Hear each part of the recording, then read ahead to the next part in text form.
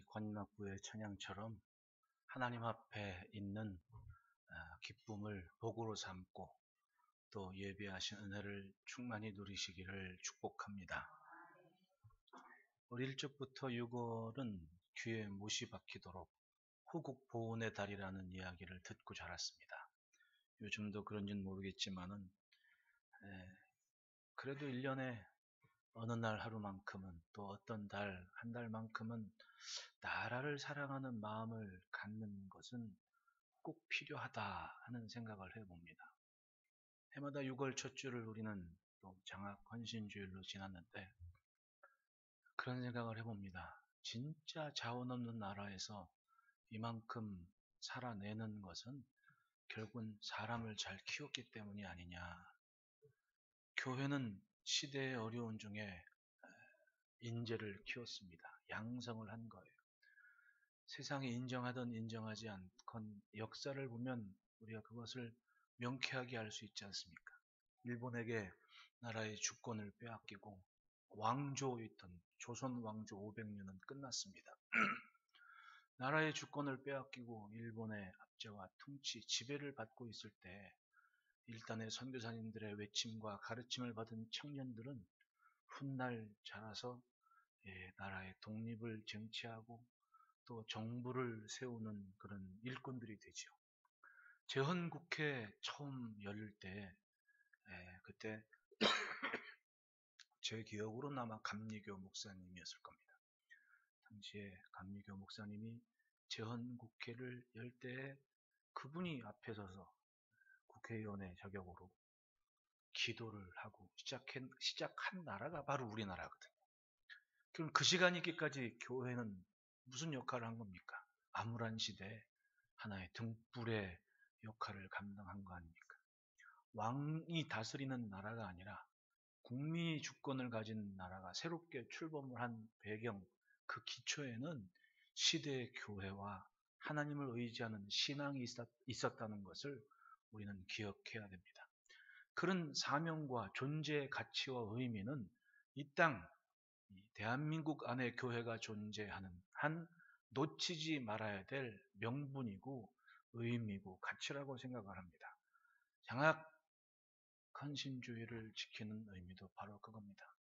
어떠하건 자라나는 인재들이 하나님을 품고 선다면 그것 때문에 이루어질 일은 우리가 기대하는 것보다 훨씬 더 의미 있는 일이 될 수도 있다는 것을 그렇게 믿고 기대합시다.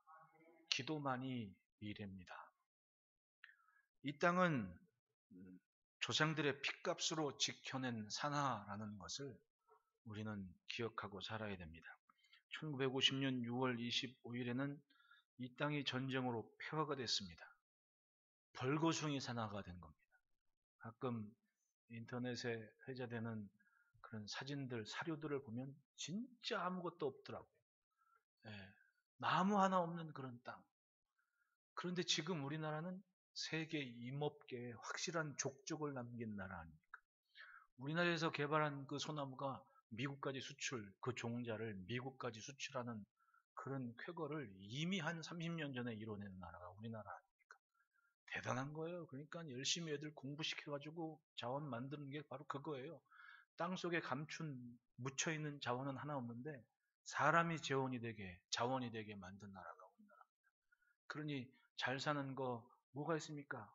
역시 공부하는 것밖에 없는 거예요. 경쟁력이라는 게. 뭐 땅을 파야 금이 나옵니까? 뭐가 나옵니까? 그 옛날 어른들이 어떻게 하든 공부시키려고 공부해라 공부하는 게 그게 그냥 공부해라라는 말이 속상해서 하는 말이 아니에요. 하도 쌓아놓은 그런 역사적 경험에 구구절절히 설명하기 어려워가지고 그냥 한 문장으로 그냥 공부해라. 그 말 한 문장뿐이 할 수가 없는 거예요. 그러니까 엄마는 왜 나만 보면 맨날 공부하라 그러냐고 애들 짜증낼 필요가 없는 거예요. 그치 수아양. 응? 그냥 그 한마디면 그런가 보다 하고 그냥 하면 되는 거지. 왜? 지금 반도체지만 솔직히 그것 때문에 20세기 먹고 살아는 앞으로는 그거 뭐 땅 파서 나오는 게 아니잖아요. 그래도 공부한 사람들이 땀 흘려 연구한 사람들이 뭔가 읽어낸 것들이 그거 아닙니까? 그건 부인할 수 없는 사실이에요. 경쟁력은 결국은 사람밖에 없는 게 우리의 현실입니다. 어려운 시기에 교회는 그런 사람들을 키워내서 나라가 세워지고 이만큼 번영을 하는 그런 은혜로운 역사를 우리가 만나고 있는 겁니다. 전쟁 당시에 너무 형편없이 못 살아서 16개 나라가 전투병을 이 땅에 보냈습니다. 그러니까 그게 우리 할아버지 할머니 때 있었던 일이 아닙니까? 그 할아버지 할머니들이 같이 산다는 것도 역시 복입니다. 아침에도 제가 얘기했지만 제가 선배 목사님이나 동기들한테 우리 교회는 월남전 다녀오신 장로님, 원로 장로님 계시다고 자랑을 합니다. 네. 제 선교사님 아버님은 6.25 참전용사여가지고 그분은 나라에서 그 유공자들한테 주는 거 죽을 때까지 안 받고 돌아가셨습니다. 내가 나라 위해서 한 일이 돈 받을 일이냐고 그 자존심을 지키기 위해서 하나도 안 받고 돌아가셨다 얘기를 들었어요. 그게 그 당시를 사셨던 분의 가치관이었던 겁니다. 꼭 지켜야 될 공공의 선한 가치가 있었습니다. 지금은 그런 정신들이 뭐 때문에 그러냐면 흐려졌습니다. 그냥 나 좋은 게 최고고 내 마음에 맞는 것만 맞는 거고 그러니까 뭐 세상이 아주 그냥 사분오열 대립과 분열이 되는 겁니다. 내 뜻에 맞으면 내 편 아니면 남 이렇게 돼버리는 거예요. 공공의 가치가 사라지는 희귀한 때를 살고 있습니다. 16개 나라가 전투병을 보냈고 5개 나라가 의료 지원을 했습니다. 21개 나라의 도움을 받았던 그런 나라가 지금은 세계 6위의 군사력을 자랑하고 있습니다. 우리 교회에서 21개 목장이 1개 선교사를 파송한다는 하나의 모토를 정한 것도 다 빚진 마음에서 한 얘기입니다. 우리 지금 선교사님들이 21개 목장에 1개 선교사를 파송하기로 했는데 21개 목장은 안 됐지만 벌써 2분의 파송 선교사님을 섬기고 있다는 것은 우리가 열심히 일하고 있는 거예요. 열심히 어떡하다. 선교지가 흔들리면 목장이 흔들리고 목장이 흔들리면 선교지가 흔들리고 그런 영적인 고리가 연결되어 있으니까 여러분 힘겨울 때일수록 기도 열심히 하고 사명을 불태우시기를 축원합니다. 어쨌든 세계가 인정하는 우리의 군사력을 보십시오. 지금 세계 군사력 넘버원이 누굽니까? 미국이잖아요. 미국을 맞이해서 대해서 전면전을 했을 경우에 3일 이상을 버틸 수 있는 나라가 세계에 몇 안 되는데 그 중에 한 나라가 우리나라라는 거예요. 그러니 1950년 비교해 볼 때 우리나라의 국방과 군사력이 얼마나 대단한 겁니까? 진짜 굉장한 나라예요. 우리는 굉장한 나라에 살고 있는 겁니다. 그냥 그렇게 살았습니까? 먼저 사셨던 선배와 선님들이 그렇게 피땀 흘리고 지켜낸 그런 삶이 있었기 때문에 우리의 오늘이 있는 겁니다. 오래전 나라의 주권을 이었을 때 그 시대를 살았던 조상들은 기도했습니다. 그리고 외쳤습니다. 이 민족이 살 길은 예수를 믿는 것이다. 그리고 교회로 젊은이들을 모여들었고 가르쳤고 열심히 공부했고 새롭게 나라를 세우고 이만큼 번창한 나라를 만들어냈던 겁니다. 어쩌다가 있는 오늘이 아니었습니다. 누군가의 생각과 비전과 몸부림친 삶이 있어서 오늘이 있는 겁니다. 그걸 기억해야 됩니다. 살다 보면 누구나 어려운 일을 경험합니다. 위기의 시간 있습니다. 그런데 그 시간에 자기 스스로를 돌보고 우리가 과연 어디에 서야 되는지 그 자리를 찾지 않으면 미래는 사라지는 겁니다. 있어야 할 자리를 찾고 지켜낼 때 이 시대를 같이 살아가는 자녀들이 미래를 우리가 누린 것 같은 풍요롭고 번창하고 창대한 그런 내일을 누릴 수가 있는 겁니다. 지금 우리나라의 우리 시대의 상황을 보십시오. 안팎으로 속 시원한 일보다는 답답하고 불안한 일이 자꾸만 생겨납니다. 나라 밖으로는 이제 세계 지도를 한번 펼쳐놓고 한번 뉴스를 보시라고. 미국과 중국은 항상 대립입니다. 지금 뭐 소련과 미국이 아니라 이제는 중국과 미국이 대립하고 있는 상황에서 막 항공모함 만들고 막 여기저기. 우리나라 애들이 왜 군대를 가요? 에? 여전히 주적인 북한은 버티고 있고 제가 북한 전체를 도매금으로 얘기하는 게 아닙니다. 북한의 집권 세력은 자기의 욕심과 야망을 위해서 아랑곳하지 않고 이속을 차리고 그렇게 정치력을 펼치고 있지 않습니까? 그게 현실인 거예요. 집권 세력이 마음만 정하면 우리나라 땅에 미사일로 떨어졌습니다. 2010년 여러분 생각나십니까? 2010년 3월 26일인지 언제 우리나라 천안함이 어뢰 피격을 받은 거예요. 폭침을 당했습니다. 예, 이때 저 배 104명 타고 있는데 46명이 죽었어요. 시체도 못 찾았습니다. 그게 현실이에요. 우리의 현실. 근데 이게 그냥 어쩌다 만들어진 일이 아니라는 거예요. 1999년 당시에 연평해전이 벌어졌습니다. 그때 막 총도 함부로 못 쏘니까 그때 함장이 아주 진짜 기발한 군인이어가지고 우리나라 앞에 참수력을 가지고 막 올라탔습니다. 뒤에서. 그래가지고 쫓아냈거든요. 연평해전이 있었거든요. 그때 있었던 배 중에 하나가 천안함이었어요. 그래도 신식이고 큰 구매였으니까 10년 동안 작전을 짰습니다. 어떻게 하면 복수를 할까? 그러다가 여러분 애들도 자라보면 주차장에 이렇게 있으면 애들이 아빠 차 들어오는 거 기가 막히게 알잖아요. 그 고유의 자동차건 선박이건 고유의 주파수 때 나는 소리가 있다는 거예요. 천안함 거를 잡아가지고 10km 안에서 사거리 10km 안에서 어뢰를 발사했을 때 그 천안함이 내는 소리를 쫓아가는 어뢰를 개발한 겁니다. CPU에 칩에 입력을 해놓으니까 어뢰는 당연히 그 배를 쫓아가서 천안함을 피격할 수밖에 없는 거예요. 10년 동안 작전을 짰대요. 나중에 알고 보니까 저렇게 됐습니다. 저게 현실이에요. 그리고 그해 11월 23일 날 하필이면 이 목사 결혼기념일 날 갑자기 연평도에서 폭탄이 떨어지는데 170발이 떨어졌다는 거예요. 근데 나중에 알고 보니까 400발을 쐈대. 나머지 어디 갈게요? 하도 노후되고 관리가 안 돼가지고 오다가 다 자기네 바다에 떨어졌다는 거예요. 170발 떨어진 겁니다. 여러분 한번 상상해 보십시오. 저 때 군에 있던 애들이 우리 유집사님도 해병대 나오셨지만은 그거 애들 군대 갔을 때 나이 차가지고 순서대로 간 거예요. 그때 우리 애들이 있을 수도 있는 거 아닙니까? 근데 170발 폭탄이 떨어져가지고 미사일이 떨어져가지고 죽은 거예요. 제 생각에 그 10몇 분 상관에 정신 차리고 포 3문을 가지고 대응 사격을 한 거예요. 북한은 방사포 수십 대 세워놓고, 방사포가 뭐냐 하면 우리로 얘기한 다련장포예요. 우리 다련장포가 미사일 같은 로켓을 한꺼번에 한 30몇 발 장전해가지고 막 그 뭐예요? 슉 한번 쏘면은 서울에서 쏘면 평양까지 날아가거든. 근데 북한은 그 포를 쫙 배치를 해놓고 그걸 쏘는 거예요. 여기다가. 해안포가 아니에요. 방사포를 쏜 거야.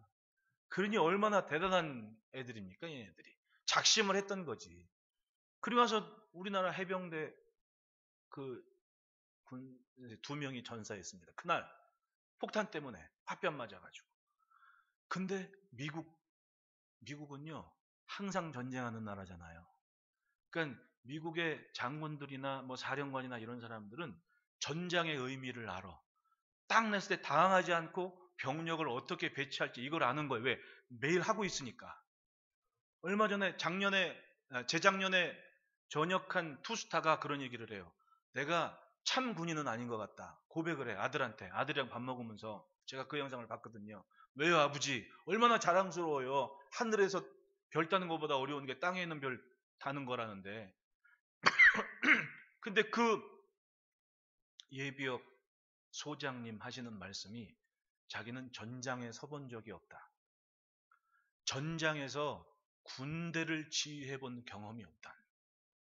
왜? 전쟁이 없었으니까. 전쟁이 없었으니까.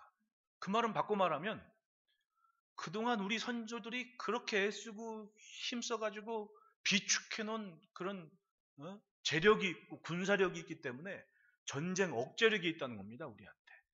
그러니까 장군인데도 한 번도 전쟁을 경험해보지 못한 거예요. 한편으로는 그걸 고맙게 생각해야 돼요. 그런데 현실이 벌어진 겁니다. 진짜 우리 땅에 폭탄이 떨어진 거예요. 미사일이 떨어져서 사람이 죽고. 근데 그때 해병대에 있던 친구들이 12분 만에 정신 차리고 포 3문 가지고 대응 사격을 한 거예요. 그래가지고 북한의 그 진지에 열 몇 명이 죽고 뭐 부상이 몇십 명이고 아주 거기가 난리가 난 거예요. 네? 자기네는 아주 막 수십 대 방사포 대열하고 쐈는데 2명 죽고 16명 다 부상당하고 민간인 2명 죽고 이 정도인데 자기는 포 3문에 아주 쑥대밭이 난 거야. 깜짝 놀란 거지.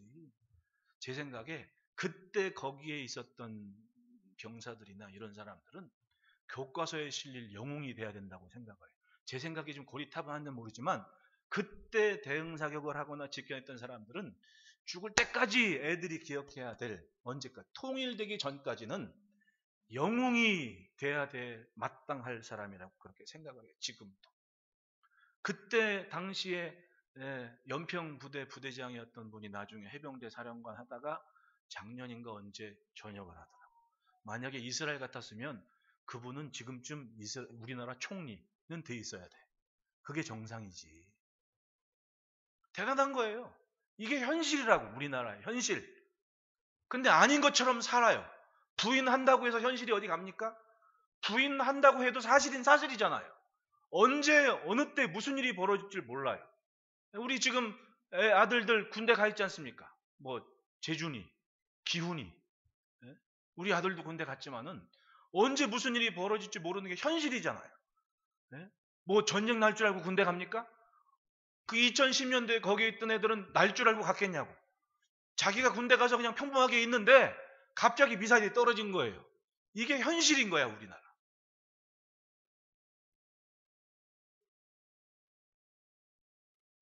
북한의 집권 세력은 그간 보여준, 우리나라에서 보여준 성의를 생각하면 하면 해서는 안 될 짓을 언제든지 할 수 있는 사람들인 거예요. 김일성이 그랬고 김정일이 그랬고 김정은도 마찬가지지. 어쩌면 더 독하다 그러지 않습니까? 하는 짓이. 어떻게 세상 자기 고모부한테 그 방공포를 쏴놓고 사람을 발기냐고. 여러분 영화에서 보면 사람이 총 맞으면 하고 죽지, 그런 거 없어요. 총 딱 맞으면 한 군데가 그냥 사라지는 거야, 몸이.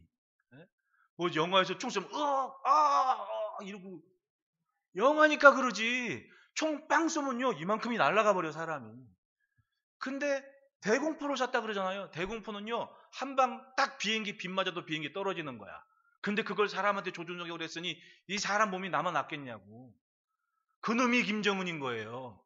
근데 집권 세력이란 말이지. 얼마나 무서워요. 이게 현실인 거예요, 현실. 아닌 것처럼 산다고 해서 사실이 어디 갑니까? 이게 현실이라는 거예요. 그래서 우리나라 남자들은 다 군대를 가는 거예요. 근데 제가 교육전사 때부터 강조한 게 있습니다. 여자애들한테. 야, 이렇게 애들 안 낳다가는 니네들 커가지고 나중에 군대 갈 수 있어. 여자애들한테. 네, 그랬거든요. 근데 지금 이렇게 안 낳아보십시오. 네? 소영아, 수아야, 엄마 아빠한테 감사해라. 그래도 일찍 나서 니네 때는 그런 일이 없을지 모르지만 니네 한 10년 뒤에 자란 시엘이? 군대 갈지도 몰라요. 너무 없어가지고. 너무 없어가지고. 네? 이게 이 한반도에 사는 대한민국 국민의 현실인 거예요. 나라 사랑해야 됩니다. 선조들이 왜 목숨 걸고 지켰는지 가르쳐야 돼요. 그거 가르치지 않으면요 언제 무슨 일이 어떻게 벌어질지 모르는 겁니다. 그래도 지켜온 감사하는 것은 지켜내야죠. 나는 뭐 한간에 뭐 여러분들이 얘기하는 좌판이 우판이 이거 관심 없습니다. 나는 목사예요. 성경에서 얘기하는 그 가장 옳은 선이 무엇인지를 찾아내고 그걸 붙잡고 기도할 사람이지, 뭐 누가 나보고 몸빠냐고 그러더라고. 백신 맞으라고 그랬다고. 나도 그거 관심 없습니다. 지금 성경에서 말하는 게 뭐고 그동안 역사에서 지켜온 것이 뭔지 그걸 찾고 얘기하고 기도하는 거지. 나는 그런 거 누가 대통령이 뭐 어쩌고 저쩌고 대통령 후보니 뭐 그 벌써 그렇게 내가 관심 가질 일은 또 뭐냐고. 내 코가 석자인데. 나는 지금 우리 교회 성도들이 사업이 좀 어떻게 좀 잘 돼야 되는지, 힘겨운 때를 어떻게 지내, 이게 지금 문제지. 나는 문반이 뭐니 관심도 없어요, 솔직히. 근데 사람들은 뭐해? 이제는 점점 자기 가치관과 자기 기준이 명쾌하고 지켜야 될 공공의 선이 뭔지는 관심이 없고 내 지식과 경험과 내 주관이 최고인 거야. 그러니까 나한테 맞으면 다 내 편인 것 같고 나랑 다르면 다 남이 적이 돼버리는 거야. 그런 대립과 분열의 시대가 되고야 마는 겁니다. 현실이 그런 거예요. 그러니까 네 편인지 내 편인지 얼마나 몸살내는 시대가 됐어요. 말 한마디 잘못하면 도매금으로 넘어가는 때가 됐어요. 사실 여부를 떠나서. 교회도 마찬가지예요. 내 기분 좋으면 다 좋은 거야. 내 기분 나쁘면 다 남인 거지. 그런 거예요. 내 기분 맞으면 다 목사님 옳습니다. 내 목사님 최고입니다. 내 기분 안 좋으면 누구세요? 이런 때가 돼버렸다니까. 지금 그런 때를 살아요, 우리가. 왜? 그만큼 이제는 공공의 가치, 공공의 선보다는 자아가 기준이 되는 시대가 돼버린 거예요. 교회 안에서도. 게다가 팬데믹 지나면서 이제는 함께 모여 예배하는 가치가 사라졌어요. 제가 얘기했잖아요. 언젠가 설교 시간에 그런 얘기 한 것 같은데, 하나님, 우리 지금 영상에 있는 분들한테 죄송하지만 하나님, 저 예배당 오지 않고 집에 앉아가지고 TV로 예배드리는 사람은 천국도 TV로만 보여주십시오 라고 했었던 때가 있었는데, 내가 팬데믹 오면서 그거 회개했잖아요. 하나님, 취소입니다. 취소입니다. 왜냐면 지금은 모일 수가 없는 때가 되어버렸어요. 근데 문제는 뭐냐면 지금 이런 때 자라는 애들이 이걸 너무 당연하게 생각한다는 거예요. 어른들은 괜찮아. 그래도 뚫고 내가 함께 예배해야지. 어려워도 함께 모여 있어야지 하는 마음이 있기 때문에, 왜? 살아온 세월이 있는데. 근데 가장 예민한 때 이걸 당연하게 받아들인 애들은 이게 먼저가 돼버린 거예요. 굳이 예배당 갈 일이 뭐가 있냐, 이렇게 편한데. 그리고 여기만 딱 갖추면 돼. 밑에는 바자마여도 돼. 밑에는 잠옷이어도 돼. 여기만 딱 하고 이제는 줌으로 예배드리고 막 이 습관이 돼버린 거예요. 어떻게 하겠냐고. 그러니 기도 제목이죠. 하나님, 어떻게 하면 좋습니까? 결국은 오늘 본문의 다윗의 기도 제목이 딱 우리 시대에 교회가 감당해야 될 기도예요. 하나님께서 흩으셨지만 지금은 우리를 회복시켜 주십시오. 생명은 멈추지 않습니다. 멈추는 순간 죽음이 되어버리는 거예요. 우리도 가장 소중한 하나님 앞에 사는 삶의 가치를 위해 몸부림치고 어떻게 하든 움직여내야 됩니다. 그 몸짓을 지켜야지만 미래가 있는 것이고, 우리의 선진들이 우리에게 남겨준 것처럼 그 아름답고 귀한 것을 남겨줄 수가 있는 거지. 내가 다 누리고 남겨줄 게 없으면 그게 무슨 재앙이죠, 재앙. 이 세계가 단절된 상태에서 이루어진 일을 보십시오.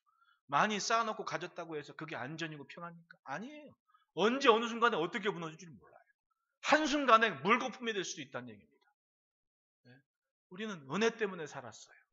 은혜의 돌보심 안에 누군가의 피 흘림, 땀방울 속에 누렸을 뿐이지, 그렇다면 우리도 그들이 품었던 그 공공의 가치와 선한 것을 품지 않으면 더 이상 남겨줄 게 없는 거예요. 그러므로 따라합시다. 주님 앞에 답이 있다. 하나님 앞에 답이 있는 거예요. 사람이 어찌할 수 없는 재앙과 다급한 당황스러운 일 앞에 해야 할 일은 다시 하나님을 붙잡고 하나님 앞에 서는 거예요. 인력으로 안 되는 게 많습니다. 그런데 이제껏은 내가 뜻을 정하고 감당하고 기도한 만큼 잘 왔어. 근데 이제는 알아요. 사람 힘으로 안 되는 게 분명히 있다. 세계가 그걸 깨닫고 있지 않습니까? 다윗도 그랬습니다. 전쟁터에 나가기만 하면 이기고 잘 됐습니다. 근데 인력으로 안 되는 것을 깨달을 때가 있었습니다. 그게 이 시를 기록한 목적이었어요. 살다 보니 사람 힘으로 안 되는 게 많았다. 그걸 잠깐 잊고 살았다. 여러분, 시편 60편 1절 보면 시편 제목이 나오잖아요. 1절 앞에 가로에 다윗이 교훈하기 위하여 지은 믹담, 인도자를 따라 수사네부터에 맞춘 노래. 다윗이 아람 나하라임과 아람 소바와 싸우는 중에 요압이 돌아와 에돔을 소금 골짜기에 쳐서 12,000명을 죽인 때라고 얘기를 해요. 교훈을 위해서 만든 시라는 거예요. 왜? 자기가 경험을 했습니다. 순식간에 한꺼번에 어려움 닥칠 때 사람은 사람인지라 그걸 감당해낼 수 없었다라는 것을 솔직히 인정해요. 다윗의 왕국이 그때 당시에 어떤 영향력을 가졌는지 우리는 좀 짚고 넘어가야 돼요. 제가 지도 하나를 보여줄게요. 이걸 잘 이해해야만 다윗이 무엇 때문에 그렇게 기도를 했는지를 알 수 있어요. 자, 보십시오. 제일 위에 아람 소바가 여기 있어요. 그러니까 북쪽에 아람이라는 민족이 도사리고 있는데, 나중에 이 아람이 아수르 제국이 되죠. 그러니까 여러분, 세계사에 아수르나 바벨론이나 페르시아나 다 같은 줄기야. 이 근동 지역인 여기에서부터 점차적으로 세력이 중동 지역으로 옮겨가요. 왜? 여기서는 전쟁을 주도적으로 치러가지고 세력이 약하니까 다음에 바벨론이 힘을 얻어요. 그리고 나중에는 끝에 페르시아가 힘을 얻게 돼요. 그러니까 아수르, 바벨론, 페르시아는 다 같은 족속이라고 생각하면 돼요. 그리고 그 지역의 여파에 시대별로 세력의 주도력을 가졌던 것 중심으로 해서 아수르와 바벨론, 페르시아가 됐을 뿐이지 따지면 같은 거예요. 그 시작은 이 아람족이었던 거예요. 이스라엘의 북쪽에 아람이 자리하고 있었습니다. 그 다음 여기부터 에돔까지가 지금의 요르단이죠. 여기는 지금 레바논과 시리아가 자리하고 있죠. 암몬이 있고 그 다음 모압이 있고 그 다음 에돔이 있어요. 그리고 여기가 애굽이에요. 여기가 다 지금의 요르단이죠. 근데 여러분 지도를 가만히 보면 다윗이 군사력을 가지고 전쟁을 하면서 이 주변 나라들한테 조공을 받아요. 누구한테? 아람, 암몬, 모압, 에돔. 근데 문제가 있어요. 만약에 이 네 족속들이 힘을 연합해서 애굽과 힘을 잡으면 어떻게 되겠어요? 아무것도 아니야 이스라엘은. 그러나 예나 지금이나 요 동네는 연합을 잘 못해. 그래서 1948년 이스라엘이 처음 예루살렘에 자리해가지고 자기들이 정부를 나라 선포한 다음에 이집트, 시리아, 레바논 다 전쟁했을 때 그 전쟁이 가능했던 이유는 이 동네 친구들은 연합을 못해. 왜? 자기들이 서로 잘라가지고 합심하지를 못해요. 그걸 알았던 거지 유대인들은. 지금 이 고대 때부터 그렇습니다. 여기 연합을 못해. 그래서 그걸 알기 때문에 다윗이 군대를 보내서 이 정도까지 밀고 들어갔던 것이고 암몬과 모압 사이에도 이만큼 밀고 들어갔던 거고 자기 세력들을 군대를 보내서 방비를 했던 거죠. 근데 여러분 전략적으로 이게 굉장히 유리한 것 같지만 위험하기도 하죠. 왜? 여기에서 힘을 합치면 이 안에 있는 백성들이나 군사는 어떻게 돼요? 포위돼서 죽는 거지. 근데 반대로 여기 군대가 있으니까 여기 군대가 있으니까 여기 같은 경우 다 양쪽으로 다윗이 적은 수를 가지고 이 나라들을 포위하고 있는 상황이 되는 거예요. 어떤 전제로? 얘네들이 연합을 하지 못하는 전제로 다윗이 여기 자기 다 포위를 하고 있는 상황이 된 거죠. 그러니까 이 지도가 사무엘 하서와 열왕기서를 이해하는데 굉장히 중요한 지도예요. 이거 한번 딱 입력해 놓으면 성경을 읽을 때 이랬구나라는 걸 여러분은 아는 거죠. 그런데 우려했던 일이 현실로 벌어진 거예요. 이 왕이 죽어요. 그래서 다윗이 여기다가 사신을 보내 위로하면서 아버지가 했던 것처럼 한우나 너도 한번 잘 좀 살아보자. 사이좋게 지내자. 근데 이 철모른 한운이 사무엘하서 10장 얘기하는 거예요. 한운이 다윗이 보낸 사신을 어떻게 돼? 수염을 잘라버리고 옷을 볼기까지 나오게 해서 망신을 줘서 쫓았단 말이에요. 그러니까 이 신하들이 여기서 오다가 여기 사위에 있잖아요. 여리고를 거쳐서 다윗이 있는 곳으로 오는데 다윗이 뭐라 그래? 요단강 건너자마자 여리고에서 니네 거기서 길갈에서 좀 수염 자랄 때까지 좀 머물러 있다가 와라. 뭔 망신이냐? 수고했다. 이런 수염 자라려면 몇 달은 있어야 그래도 수염이 자랄 거 아니에요. 수치거든 이게. 그러니까 다윗이 자기 신하들이 수치스러움을 당한 것을 자기 가족들이나 자기 부하들이나 자기 일가 친척에 보이기 싫으니까 왕으로서 배려를 한 거예요. 너희 수염 자랄 때까지 거기서 잘 쉬었다가 와라. 그랬지. 그러니까 다윗이 화가 나야 안 화가 나. 엄청 기분이 나쁜 거야. 그걸 누가 알았어요? 일은 저지른 이 암몬의 한운이 정신 차린 거야. 왜냐하면 신하들이 당신 쓸데없는 일 해가지고 다윗 코털을 건드린 거 아니냐고 막 이러니까 긴장을 했지. 그래갖고 무슨 짓을 하냐? 이 암논에 있던 한운이 사신을 보내. 돈을 바리바리 준비해가지고 이 위쪽에 있는 아람한테 하다데셀한테 조공을 바친 거야. 내가 돈을 이만큼 보낼 테니까 이 북쪽에서 다윗을 좀 흔들어 달라고. 그럼 어떻게 돼? 다윗은 적은 수를 가지고 전선이 두 군데가 돼버리는 거예요. 그럼 어떻게? 한순간에 이 다윗의 군세가 풍비박산 날 수도 있는 상황이 됐던 거지. 이제껏 잘해왔어요. 근데 이런 일이 벌어질 줄 몰랐어. 이건 인력으로 어쩌는 상황을 만난 거고, 이 교훈 보면 다윗은 어디까지 가야 돼? 요압이라는 군대가 여기를 마무리하고 에돔까지 또 가야 돼. 전선이 여기저기 펼쳐지니까 포위당한 기분이 들고 이제까지는 나가면 이기고 돌아왔는데 한순간에 사방에 적군으로 둘러싸인 상황이 되어버린 거예요. 즉 만약에 이 상태로 전쟁이 벌어지게 되면 계속되게 되면 다윗은 패착이죠. 어떻게 적은 군대를 가지고 전선을 이렇게까지 나눌 수가 있냐. 야 이러니까 내가 무슨 사령관 같다. 상황은 이렇게 됐던 거예요. 다윗은 하나님 앞에 기도를 합니다. 하나님 도대체 이 상황이 무엇 때문에 벌어졌습니까? 내가 잘못됐으면 용서하시고 하나님 지나온 세월에 교만 그 모든 것을 용서하시고 이제 하나님 뒤에 설 테니까 하나님 우리를 구원해 주십시오. 지금은 우리를 회복하실 때입니다. 라고 기도를 했고 그 기도를 백성들한테 가르쳤던 거예요. 오늘 우리를 보십시오. 우리가 수고하지 않은 것, 그것을 고스란히 누리고 잘 살 수 있는 시대를 맞이했습니다.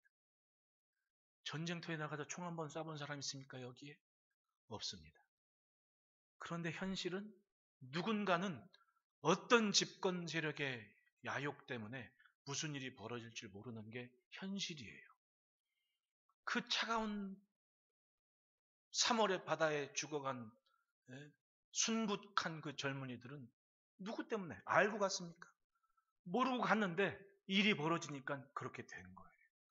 그 부모님들은 죽을 때까지 천국 가서까지 그게 무슨 한이 되겠습니까? 아픔이죠, 아픔.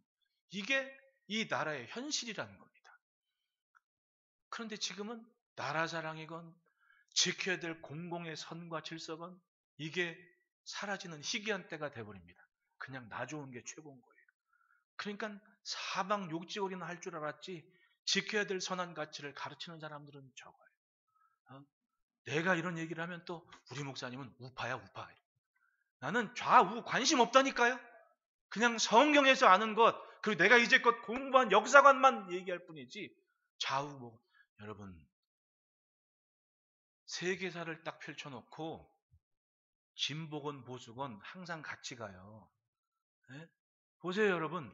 조금 늦게 가고 조금 빨리 갈 뿐이지 진보건 보수건 같이 있는 거예요. 정치라는 게. 그러니까 주거니 받거니 하는 게 정치지 나만 옳다고 얘기하는 게 정치가 아니라는 거예요. 옛날에는 그렇게 잘 해왔지 않습니까? 주거니 받거니 하면서. 제가 재밌게 읽은 신문이 그거예요. 옛날에 김대중 씨가 야당 그 총수였고 김영삼 씨가 대통령 됐는데 둘이 청와대에 초청해가지고 야당 당수랑 회의를 할 때 기분 좋게 얘기했대. 그런데 딱 김대중 씨가 나와서 연설을 하는데 그 안에서 얘기하는 건 하나도 얘기 안 하고 자기 얘기만 실컷 하더래. 그러니까 비서실장이 이 세상에 저럴 수가 있냐고 뭐 대응해야 될 거 아니냐고 막 얘기하니까 김영삼 씨가 그랬다는 거예요. 냅둬라. 야당은 원래 저렇게 하는 거다. 그렇게 얘기했대지 않습니까? 그러니까 그분들은 뭐예요? 주거니 받거니를 잘했던 거지. 주거니 받거니를. 그게 정치인 거예요. 내 뜻만 맞다고 고집하는 게 정치가 아니라고. 교회가 뭘 해야 됩니까? 그런 뱀같이 지혜로운 일꾼들을 키워낼 책임 있는 거예요. 세상이 안 되니까. 왜? 다 자기만 맞대. 여러분 개도 욕할 줄 알아요. 욕하는 건 개도 한다고. 개도 기분 나쁘면 멍멍거려요? 안 멍멍거려요? 그런다니까요. 그럼 똑같이 개처럼 같이 욕만 하고 있을 거냐고. 뭔가 대안짓을 해야 되잖아. 그게 이 땅에는 교회라는 거예요. 교회. 적어도 교회만큼은 역사에서 지켜왔던 것이 뭔지 분명히 알고 그래도 교회만큼은 그런 가치관과 신앙이 있기 때문에 공공의 질서와 선한 것이 무엇인지 알기 때문에 그 틀 안에서 사람을 키울 수는 있지 않습니까? 세상은 선생님에 따라 달라지지만 교회는 하나님 앞에 선 사람들이 자라요. 그래서 희망이 있다는 겁니다. 교회는 그걸 해내야 된다는 겁니다. 그래서 다윗이 기도를 해요. 1절 다 같이 읽어봅시다. 시작.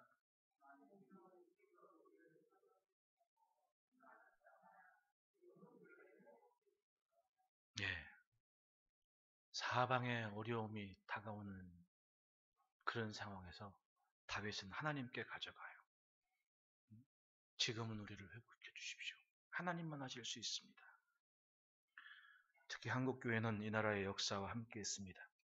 모든 것이 무너진 등불이 없는 시대에 복음을 등불 삼아서 사람들의 마음을 사로잡고 그걸 깃발 삼아서 나라의 주권을 찾고 이만큼 성장을 해왔어요. 세계가 깜짝 놀라는 것이 여러분 대한민국 남자들은 다 총을 쏠 수 있다는 것을 깜짝 놀라요. 여러분 우리는 당연한 것처럼 생각하는데 세계인들은 깜짝 놀라요. 총 쏠 줄 알아? M56이 뭔 줄 알아? M1도 알아? 칼빈도 알아? 총도 만들어? 막 대단하게 놀라는 겁니다. 순진들은 믿음을 갖고 기대했습니다. 이 나라가 사는 길은 우리가 예수를 믿는 것이라고 신문에 기고를 하면서 일단의 독립운동가들이 예수 믿는 것이 애국인 시대를 만들어냈을 때가 있습니다. 지금도 마찬가지입니다. 아무리 세상이 손가락질하고 비웃어도 하나님이 세우신 이 땅에 하나님이 세우신 게 뭐가 있습니까? 하나님의 교회 아닙니까? 교회는 부더니 시대마다 대안을 제시하는 일꾼들을 배출한 곳입니다. 지금도 마찬가지입니다.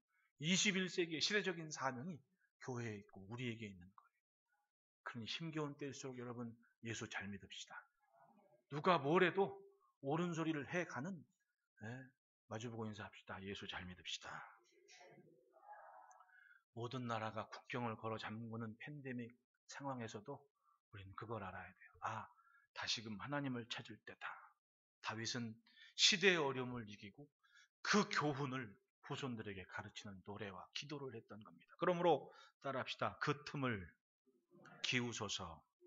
다윗이 돌이켜봤더니 이 시대의 어려움은 잠깐 교만했기 때문에 만난 하나님이 주신 재앙, 어려움, 가르침이다라는 걸 인정합니다. 그래서 주께서 우리를 버려 흩으셨고 분노하셨사오나 이런 힘겨운 상황을 만난 것은 하나님이 우리를 흩어버리신 거다.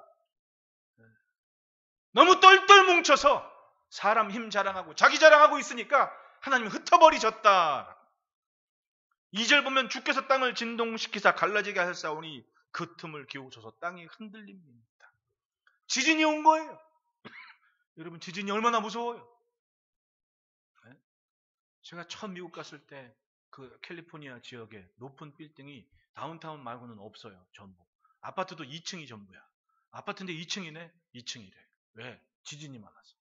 그때 막 여기저기 캘리포니아 지역에 지진이 있어가지고 사람 많은데 누나네 집에 보니까 방에 침대 머리맡에 신발을 안 해놓고 있다. 다 벗고 우리 한인들은 다 집 앞 현관에서 벗고 들어가는데 그때는 침대 머리맡에 운동화를 두고 있더라고. 왜 신발을 여기까지로 갖고 돌아냐 했더니 지진 나면 아예 캠페인을 해. 방송에서 지진 나면 지진 때문에 위험하니까 침대 머리맡에 신발 신고. 왜냐면 지진 나면 유리창 깨지고 제일 먼저 발이 다쳐갖고 사람이 많이 다친다는 거야. 그러니까 침대 머리맡에 신발 두고 있으라고. 지진이 그렇게 무서운 거예요. 언제 무슨 일이 벌지 모르니까. 근데 다윗은 지금 자기들이 어려움 당한 게 영적인 지진인 거야. 하나님과 자기들 사이가 벌어져서 틈이 벌어지니까 땅이 흔들리는 일이 벌어진 거지. 이제껏 평안하게 잘 왔던 것이 한순간 흔들리는 이유는 하나님께서 흩어버리셨기 때문이다. 인정합니다. 다윗의 생각은 그거예요. 따라합시다. 주의 손을 벗어나면 의지가 사라진다. 하나님 없이 잘 사는 것처럼 착각했더니 등 비빌 언덕이 사라지고 말았습니다. 인정해요. 하나님께서 우리를 흩어버리셨구나. 하나님께서 분노하셨구나. 주여! 주께서 진동하사 흩어버리셨사오니 이제 그 틈을 좀 메워주십시오. 기워주십시오. 꼬매주십시오. 하나님이 계시지 않을 때 그동안 순종하고 조공바치던 나라들이 갑자기 교만해져서 아까 지도에서 보는 것처럼 영악해져서 자기들끼리 힘을 합쳐서 막 쳐들어온다고 난리가 났습니다. 어떡합니까? 동쪽, 북쪽, 남쪽에서 막 전선이 벌어지고 수는 제한적이고 하나님께 기도해요. 하나님 지금 틈을 메우시고 하나님께서 구원해 주십시오라고 기도할 수밖에 없는 상황이 벌어지는 거예요. 생각을 정리했습니다. 이 어려움과 이 위기는 하나님께서 멸망시키려는 것이 아니라 내 모습을 알게 하신 하나님의 손길이다. 그래서 하나님 앞에 가요. 하나님 이 틈을 좀 기워주십시오라고 기도를 했던 거예요. 힘겨운 사람의 힘으로 어찌할 수 없는 일 앞에서 우리는 지혜로워야 됩니다. 나 스스로의 존재의 가치를 찾아야 돼요. 나는 하나님 앞일 때 가장 아름답다. 세상은 갈수록 자기중심적이 돼요. 이제는 교회 안에서도 나 좋으면 좋은 거고 나 싫으면 나 싫은 거야. 하나님 앞에 있는 것을 인정하지를 못해요. 왜? 자아가 우상이 된 시대를 되고. 제가 얘기했죠. 요나 신드롬이 있다고. 하나님께서 나를 용서하시는 세상에 긍휼을 베푸시는 하나님이신 것을 인정하는데 니느웨를 용서하시는 것은 내가 인정하지 못하겠노라. 그리고 다시스로 가는 배를 타요. 그게 요나 신드롬이에요.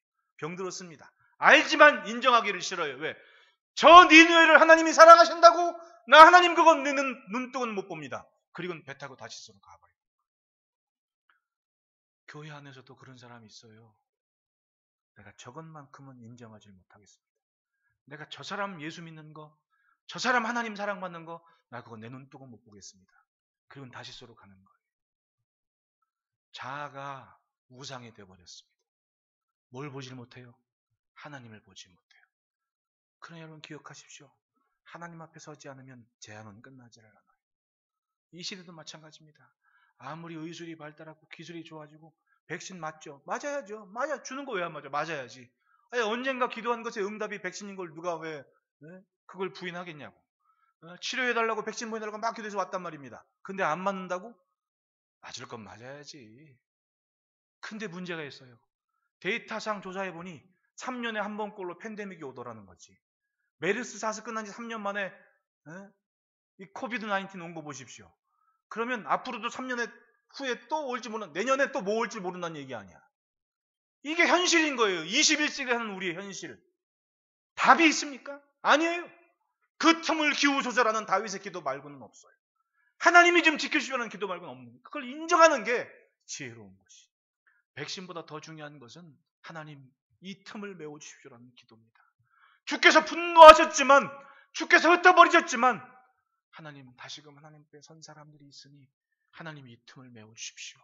그게 솔직한 이 시대의 교회의 기도 제목이어야죠. 그리고 둘째로는 따라합시다. 백성의 위상을 찾게 하소서. 4절 5절에 주를 경외하는 자에게 깃발을 쥐고 진리로 달게 하셨나이다. 주께서 사랑하시는 자를 건지시게 하여 주의 오른손으로 구원하시고 응답하소서. 우리가 누구냐는 거예요. 우리는 하나님의 이름을 붙잡은 하나님의 군대니, 하나님, 주님께서 들게 하신 깃발이 여기 있으니 손에 들려진 깃발을 보시고 우리를 구원해 주십시오라고 솔직한 기도를 했다는 겁니다. 마찬가지입니다. 세상은 교회를 갈수록 우습게 알아요. 안티크리스토, 적그리스도가 여기저기 아주 난리를 칩니다. 공개적으로 비난받고 손가락질을 받는 때가 됐습니다. 그만큼 교회의 위상이 갈수록 추락을 해요. 그런데 여러분, 하나님의 이름이 어디 갑니까? 에스겔서 보십시오. 예레미야서 보십시오. 하나님은 하나님의 이름 때문에 바벨론을 심판하시고 이스라엘을 건져내시겠다고 하시지 않습니까?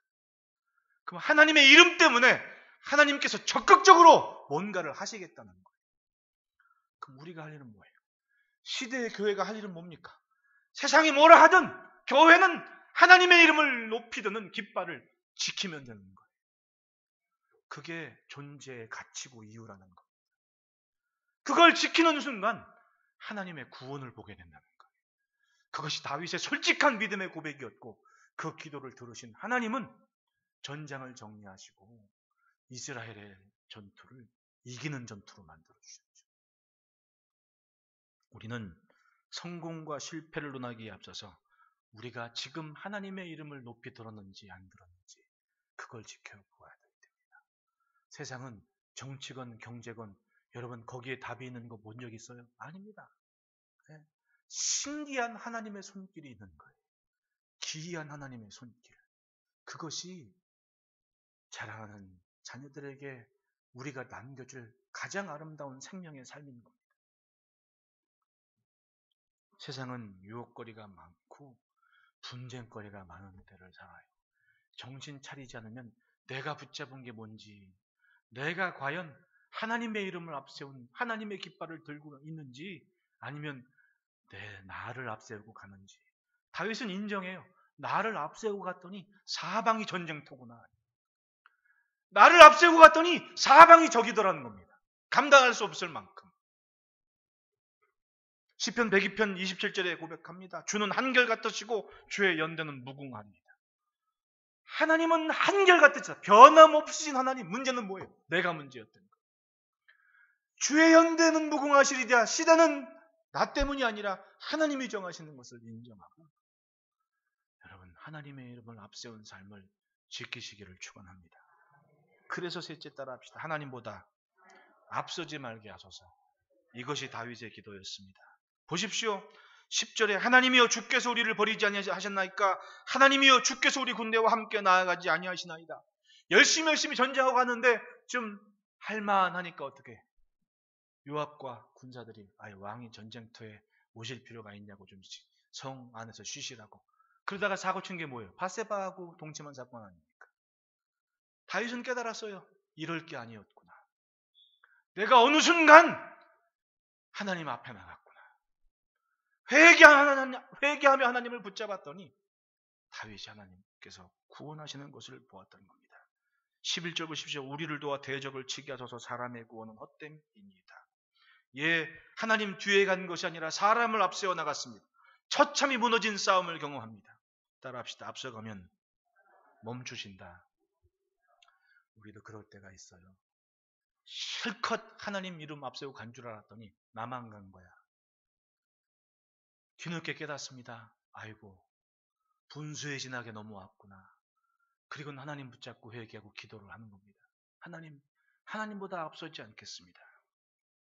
이와 같은 상황을 성경에서 찾아보면 그겁니다. 사무엘하서 10장 9절로 14절 말씀 보면 요압이 아비사와 함께 암몬과 아람을 대해 전장터를 벌어지는 거예요. 아까 앞서 그림처럼 자기 군대가 양쪽으로 포위된 상황이 돼버린 겁니다. 전에는 북쪽을 경배하고 북동쪽을 경배하는 거 그냥 한쪽 전선만 책임지면 되는 거예요.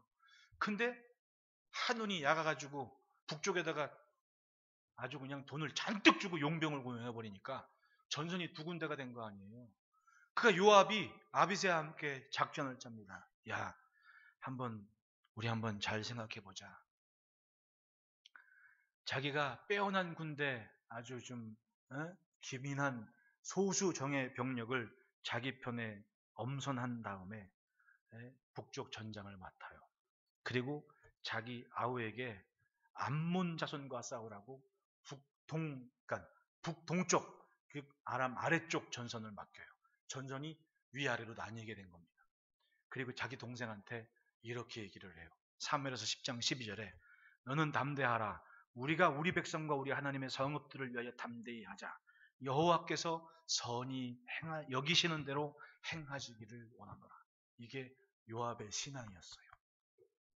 벌어진 일은 어쩔 수 없다. 전선이 두 군데로 나눈 거 우리가 할 일은 나누는 게 최선이다. 그런데 이곳이 밀리면 네가 밀리면 내가 내려와서 돕고 내가 밀리면 네가 와서 돕자. 즉 상황에 맞게 살자. 이 상황은 하나님께서 선히 여기시는 대로 결정이 날 거다. 라고 자기 동생에게 하나님의 이름으로 이 백성과 우리가 지금 여기에 있다는 것을 다독입니다. 그리고 전쟁에서 승리를 해요. 할렐루야. 다윗은 그걸 알고 노래를 지어 백성들에게 가르친 겁니다. 어떤 전쟁이건 앞으로 사람 힘이 아니라 하나님의 이름 앞세우고 하나님 뒤따라 나간다.